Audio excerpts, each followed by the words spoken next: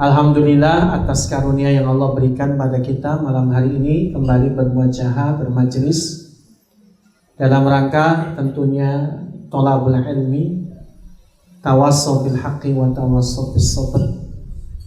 Bukan berarti apa yang nanti disampaikan saya merasa lebih baik, tapi mudah-mudahan itu bermanfaat bagi saya pribadi dan juga mudah-mudahan ikhwan sekalian. Amin Allahumma amin. Tema kita kali ini adalah ketenangan hati dalam keabadian seorang aktivis. Bagi seorang aktivis. Hari ini saya membawakan ini dengan berbagai macam khitab ya, mukhatabahnya. Kali ini adalah khusus untuk saya dan juga antum semua terkait dengan seorang aktivis. Muqaddimah. Setiap manusia mendambakan ketenangan hati. Kalau diklasifikasikan bahwa ketenangan hati itu merupakan puncak pencapaian dalam kehidupan manusia di dunia. Orang yang senang belum tentu tenang. Ada banyak orang bergelimang harta, ada banyak orang yang dia juga bersama istri yang dicintainya, tapi tak kunjung dia mendapatkan ketenangan hatinya. Berapa banyak orang punya pencapaian tertentu, dia bangga akan pencapaian itu, bahkan dia oversharing dengan pencapaian itu, tapi justru mengakibatkan hidupnya juga tidak tenang.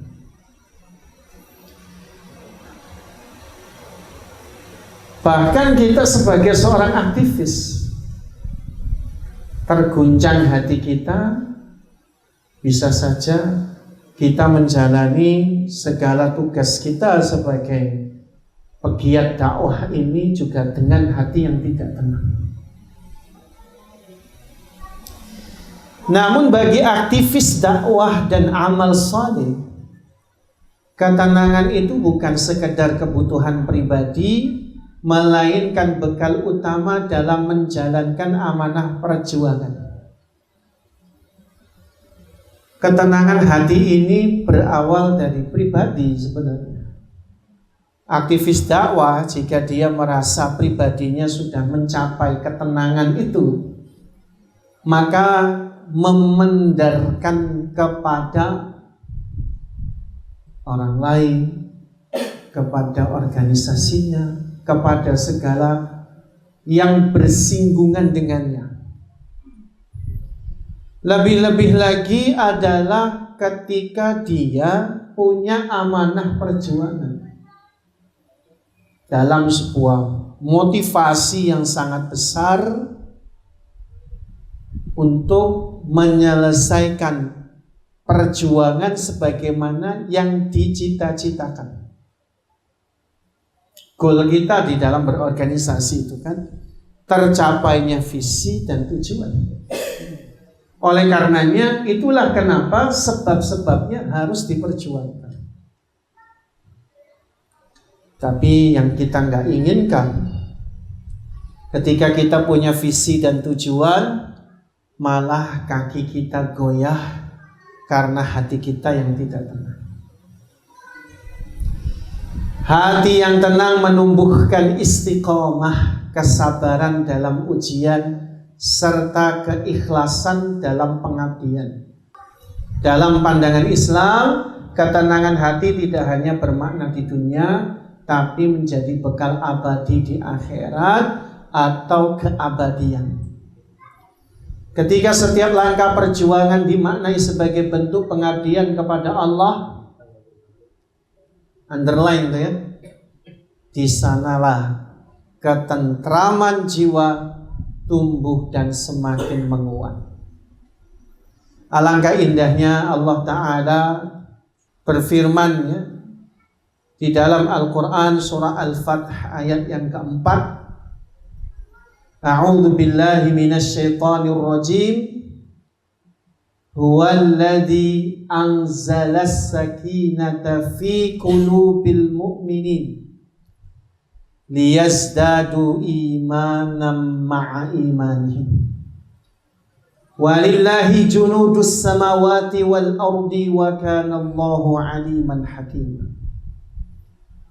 Dialah Allah yang telah menurunkan ketenangan ke dalam hati orang mukmin supaya keimanan mereka bertambah di samping keimanan mereka yang telah ada.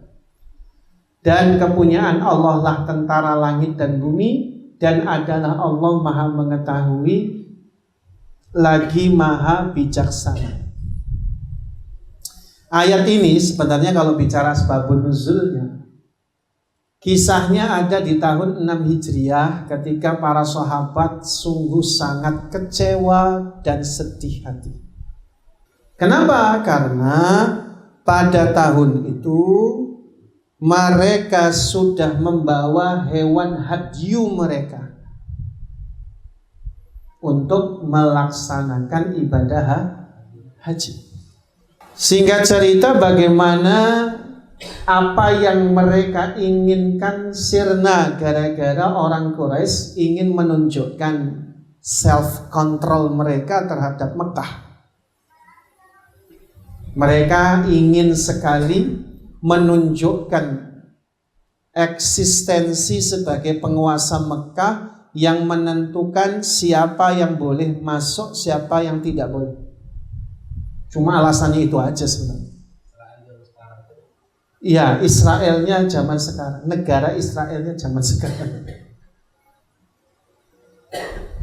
Lebih kejam kalau negara Israel. Lebih kejam. Jadi kalau kita tengok, tujuannya cuma self control aja. Bahwa ini loh, kami penguasa Mekah. Malu kalau tidak bisa menolak Muhammad dan orang-orang yang mengikutinya. Cuma itu.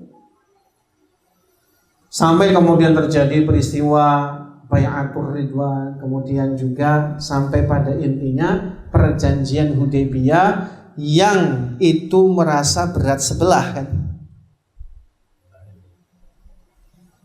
Salah satu di antara klausul perjanjiannya itu kan, jika ada orang Muslim masuk Islam dari Mekah, dia ke Madinah, orang tuanya tidak sudi, tidak ridha, maka harus dikembalikan ke Mekah. Sedangkan jika ada orang Madinah murtad ingin ke Mekah, maka tidak boleh dihalangi untuk pergi ke Mekah. Secara pandangan kasat manusia, ini jelas tidak adil dan berat sebelah, merugikan. Seperti itulah pandangan manusia yang sangat berbatas. Sosok seperti seorang Umar bin Khattab saja sampai mendesak Rasul. Dia mengatakan, ya Rasulullah, hal nahnu fi haq. Kita ini berada di atas kebenaran, kata. Wa hum fil batil, sedangkan mereka itu di dalam kebatilan. Kata Rasul, bala. Betul? Ya, tentu saja. Lalu kata Umar, kenapa kita harus tunduk kepada mereka, manut kepada isi perjanjian Hudaybiyah? Jawaban Rasul nggak mau membocorkan berita langit, juga nggak mau. Nabi cuma katakan, ya Umar, apakah kau meragukan saya utusan Allah? Udah gitu aja. Umar langsung nangis menyesal. Padahal Umar bin Khattab itu ya namanya orang yang disebut Al-Faruq, inginnya tuh jangan sampai kalah dengan kebatilan. Tapi betapa terbatasnya sosok manusia biasa itu, pandangannya seringkali dibatasi dengan logika sempit. Sehingga apa? Sehingga merasa perjanjian Hudaybiyah perkara yang merugikan.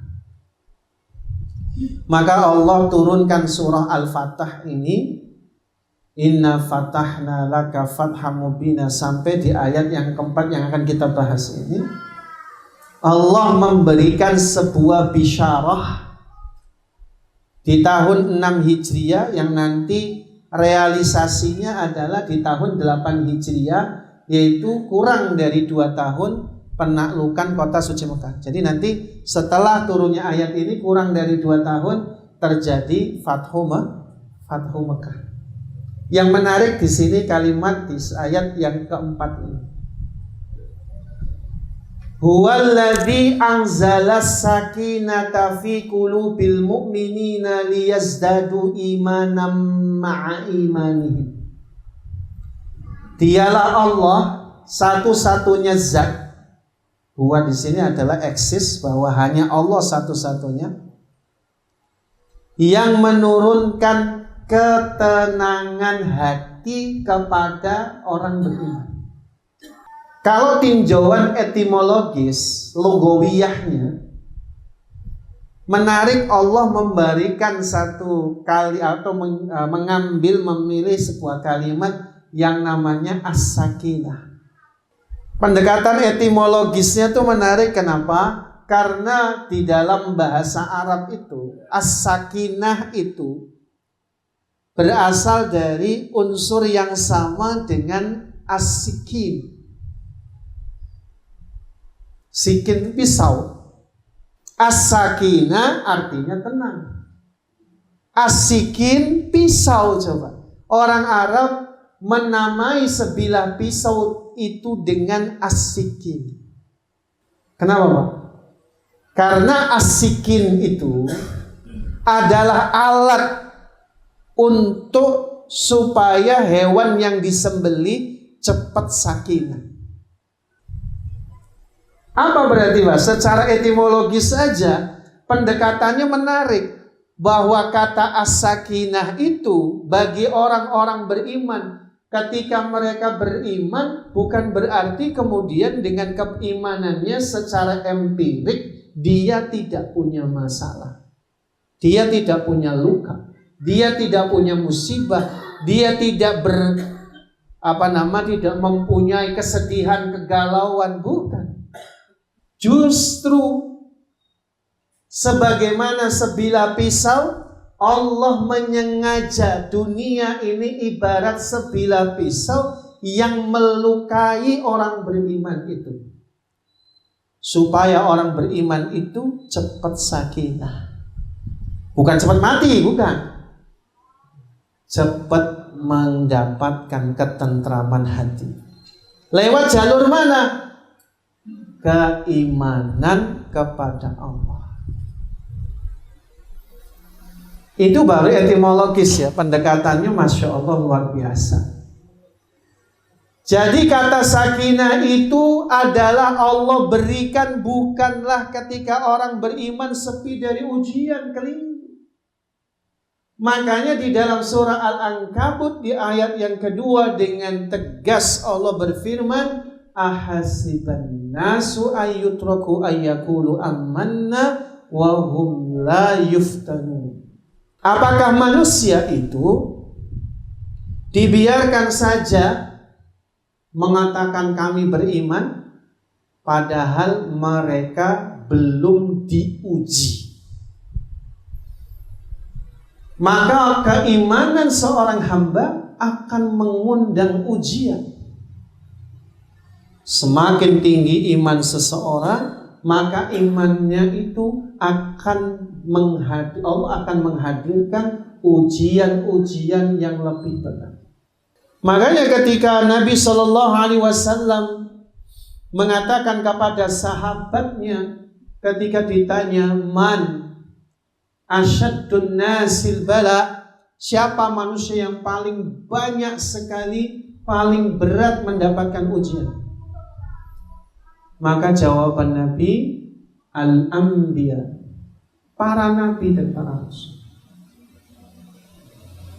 Di antara para nabi dan para rasul ada ulul azmi minar rasul.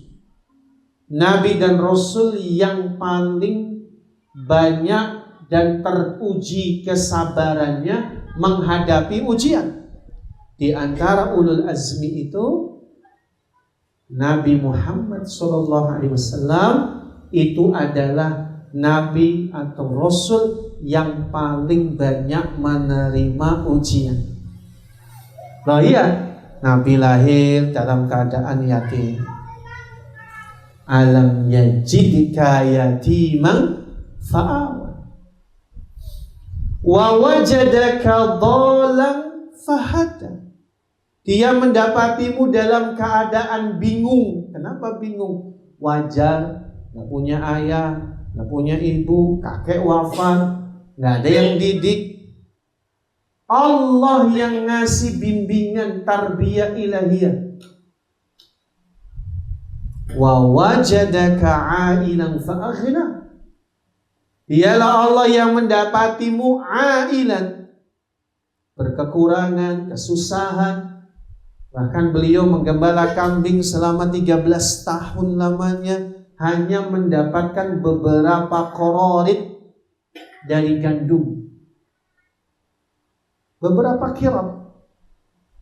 Susah Nabi susah. Azizun alaihi ma'anittum. Betapa berat dia menanggung penderitaan umatnya itu. Di mana beliau ketika berdakwah dilempari batu, diludahi mukanya.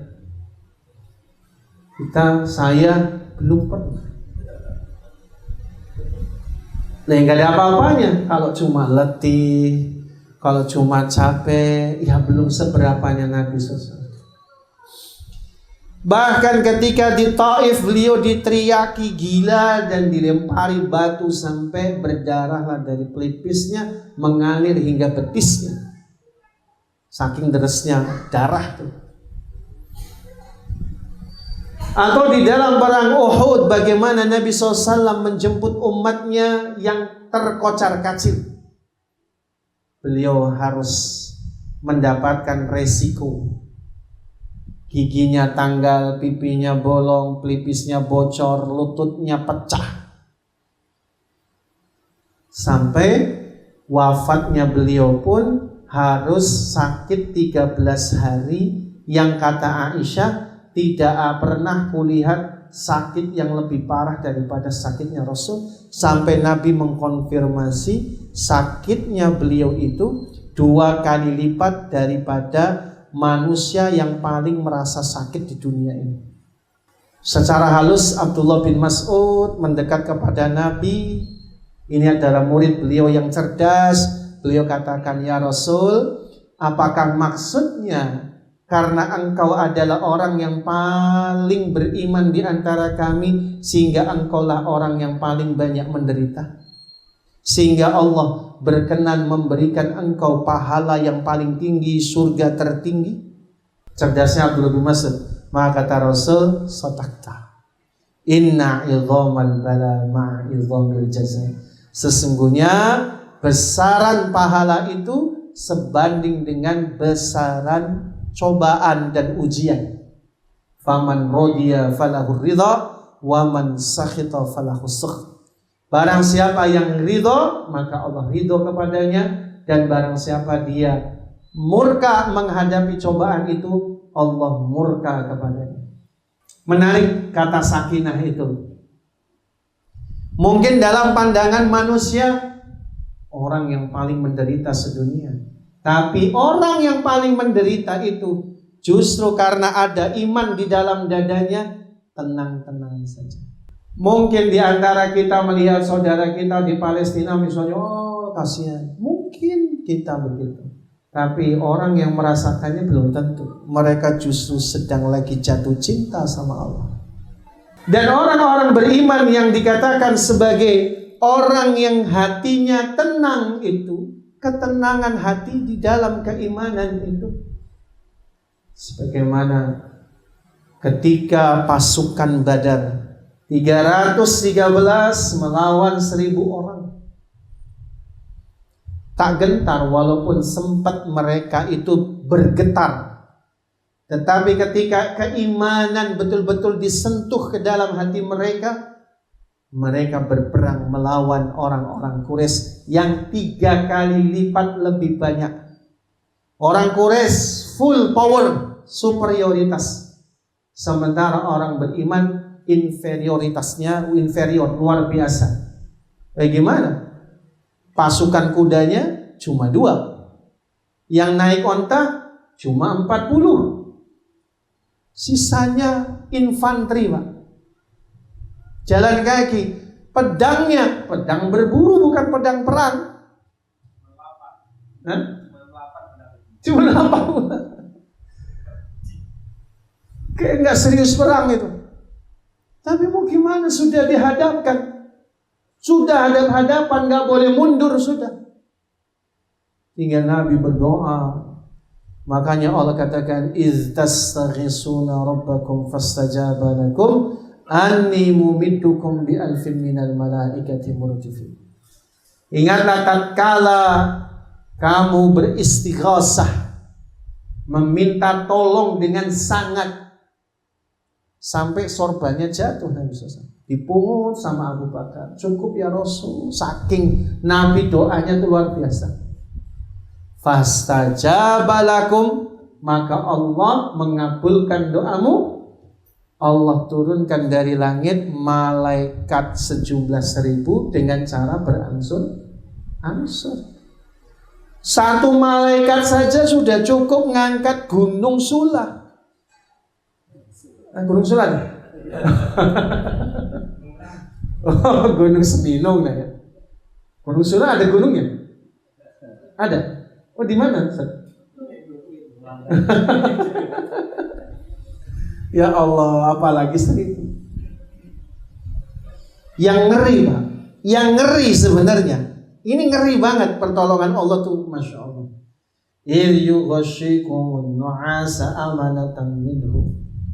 Ingatlah ketika Allah ngasih pertolongan itu malam-malam kayak gini nih, Pak. Malam. Hujannya rintik. Allah kirim merasa ngantuk. Yughashikumun nu'as amanatan minhu, yang menenangkan hati. Sulit, Pak. Besok mau perang, pasukannya itu musuhnya 3 kali lipat lebih dahsyat. Sulit tidur, Pak.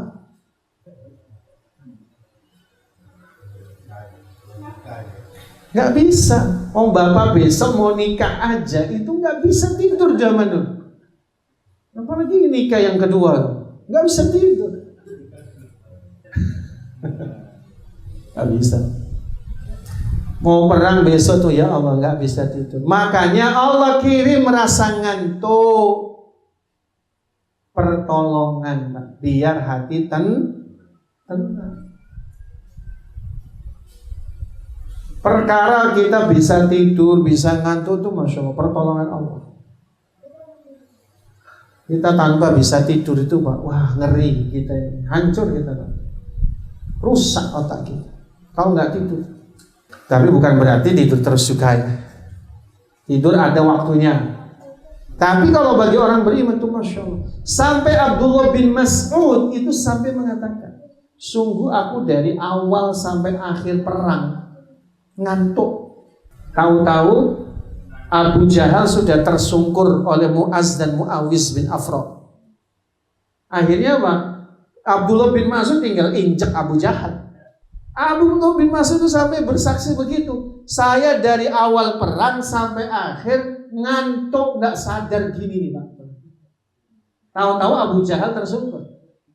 Makanya ya Allah, Allah itu benar-benar memberikan pertolongan itu, ya benar-benar terserah Allah medianya apa. Mau ngantuk aja pertolongan Allah. Makanya harus yakin walillahi junudus samawati wal ardh. Kepunyaan Allah tentara langit dan bumi, ya Allah. Tentara langit bumi ini macam-macam. Semuanya milik Allah. Dengan izin Allah. Namrud ingin membinasakan Ibrahim dengan dibakar hidup-hidup api yang sifatnya panas. Bahkan di dalam riwayat Jadi dalam kitab Syiar Alamin Nubala itu sampai ada kalimat begini. Itu api saking tingginya berkobar-kobar, burung tidak berani terbang di atasnya. Mati burung, bisa jatuh dia. Saking tingginya berkobar-kobar itu. Artinya secara rumus empirisnya lagi, bahwa yang namanya api pasti panas. Tapi Allah gimana? Hai api, jadilah kamu dingin untuk Ibrahim. Kelar urusan. Hai nyamuk, kirim pergi kamu ke Namrud. Udah kelar semua. Laut belah, Fir'aun tenggelamkan, kelar udah. Apa yang nggak bisa? Bagi Allah tuh gampang sekali. Maka apa yang membuat hati kita tidak tenang, ya? Manusiawiyah kita itu harus benar-benar kita gali, supaya ketika kita selesai dengan diri kita, kita bisa menyelesaikan tugas-tugas kita. Kita harus memahami bahwa mujahid bisa luka, aktivis bisa terluka, tapi keimanan mereka justru semakin bertambah. Ingat ketika pasukan Ahzab 10.000 orang, tidak pernah terkumpul pasukan sekutu sebanyak itu dalam sepanjang sejarah Hijaz. Hijaz ya, Hijaz itu wilayah Mekah Madinah. Tidak pernah. Kalau wilayah Syam pernah, karena ada dua peta kekuatan Romawi dan Persia. Tapi kalau wilayah Hijaz itu belum pernah. Ada jumlah pasukan 10.000 orang. Syam, Yaman pernah lebih dari itu. Tapi kalau Hijaz belum pernah.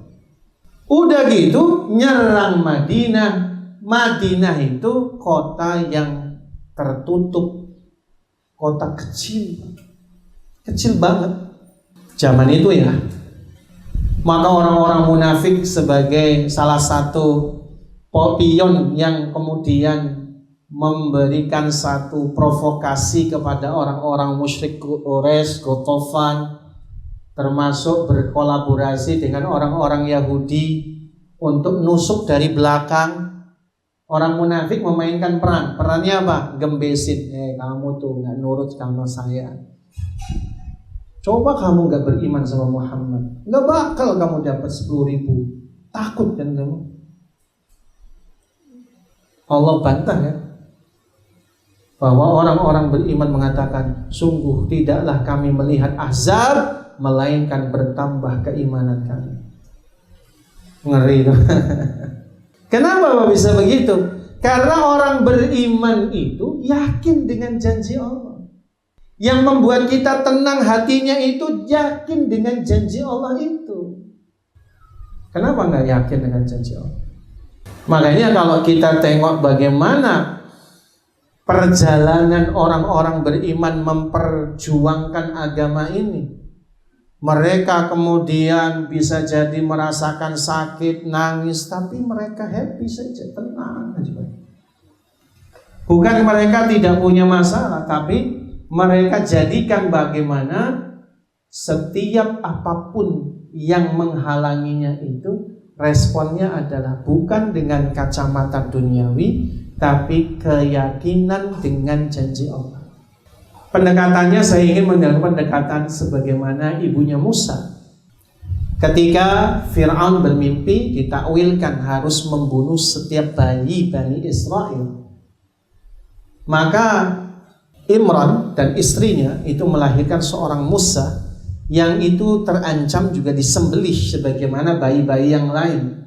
Dalam rangka menyelamatkan Musa karena memang sudah dipersiapkan untuk jadi Nabiullah, Allah perintahkan melalui malaikatnya agar ibunya Musa ini menghanyutkan bayi Musa tadi ke sungai Nil, sungai paling lebar, paling panjang seluruh dunia sampai hari ini.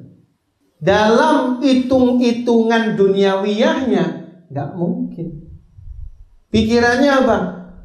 Kalau tidak dihanyutkan disembelih Fir'aun. Tapi kalau dihanyutkan, mau kemana bayi saya?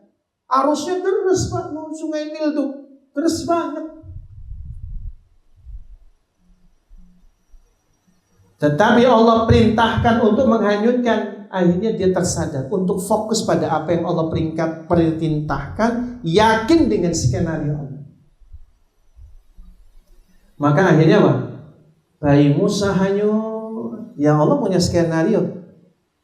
Bermuara di belakang istana Fir'aun.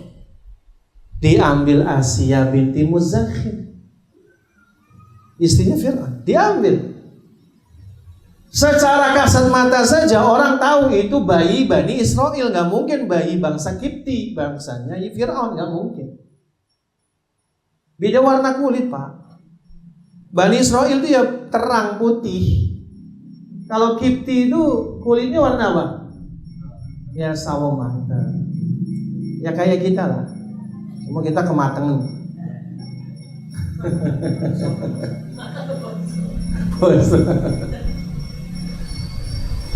Akhirnya apa? Karena nangis terus cari ibu susu kan? Di semuanya nggak ada yang mau. Sampai Asia menitahkan cari ibu, seorang ibu dari Bani Israel. Kemungkinan mau, bener. Ternyata ibunya Musa dimasukin ke istana, nyusui Musa. Karena melihat fenomena dan takut Fir'aun akan menyembelih Musa kecil, Asia nyuruh ibunda Musa suruh bawa ke rumah dengan jaminan Asia binti Muzakhir. Skenario Allah tuh begitu Pak. Makanya Allah ingatkan, inna wa'dallahi haqq. Sesungguhnya janji Allah itu pasti benar. Kitanya yang kurang yakin. Kitanya pandangannya dunia masalahnya. Itu yang membuat kita gelisah. Itu yang membuat kita sedih. Itu yang membuat kita tidak tenang hatinya. Karena pandangan kita tertutupi dengan pandangan duniawi, bukan janji Allah Subhanahu wa ta'ala.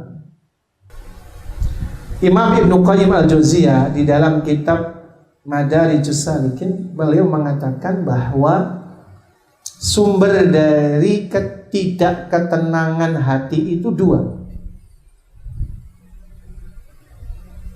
Yang pertama adalah al-hirsu bid dunya, terlalu obsesif duniawi, obsesif terhadap dunia. Yang kedua sebabnya apa? Qillatul imani wal istighali fitah. Kurang iman, kurang sibuk di atas ketaatan. Jadi pangkal segala ketidaktenangan jiwa bagi seorang aktivis pun sama. Kalau kita terlalu obsesif terhadap pencapaian dunia, siap-siap nggak tenang hati kita. Kenapa Pak? Dunia itu kata Imam Ibnul Jauzi di dalam kitab Saidul Khatir apa? Ad-dunya kal qawarir. Dunia itu seperti botol-botol kaca. Tasurru bin nadhri wa tadhurru bi kasr. Kau senang melihatnya, tapi pun akan membuat kau terluka jika dia pecah. Maka sifat dunia itu indah, tapi begitu kita terlalu obsesif, pecah. Karena apa? Kita tidak akan pernah melampaui jatah rezeki kita, takdir kita.